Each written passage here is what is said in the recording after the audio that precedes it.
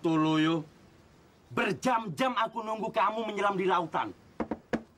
Dengan harapan kamu bisa berhasil menemukan sumber mutiara di perairan sekitar pulau ini. Nggak taunya kamu malah sibuk dengan pekerjaan yang tidak ada hubungannya dengan tugasmu. Oh, bos. Iya, bos. Kamu malah mainan kerang yang tidak ada artinya ini. Apa maksudnya? Hah? Mungkin kerang ini, bos, mirip emaknya. Jadi dia demen bener. Lu kangen ya sama emak lu ya? Hah? Jack, lu jangan bicara kasar gitu dong. Susah lagi nyari kerang segede gitu. Hargain apa? Lian. Kamu kalau tidak tahu urusannya jangan ikut campur ya. Jangan ikut campur kamu itu. Ya, Jack, lu jangan ikut campur. Lu tuh yang diam. Orang salah dibelain. Disuruh nyari mutiara.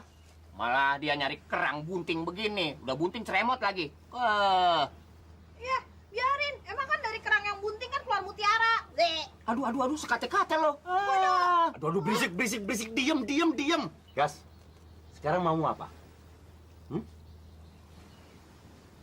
Sekarang terserah sama bos. Saya pasrah menerima sanksi apapun dari bos. Pasrah dia, bos. Gas, coba kamu pikir. Salah apa benar apa yang kamu lakukan itu? Coba renungkan. Bos kasih kesempatan. Jack, kita tinggal pergi. Iya, bos. Kasihan kamu, Gas. Kamu sudah buang-buang waktu saya saja. Sontoloyo. Ayo, kita tinggal dia sendirian. Biar dia merenung. Ayo. Iya. Ingat, renungkan, ya. Ayo lo, jangan nangkring di situ melulu. Udah kayak burung blekok aja. Heran deh, lu gak ada berhenti-berhentinya sama gua. Pokoknya amit-amit.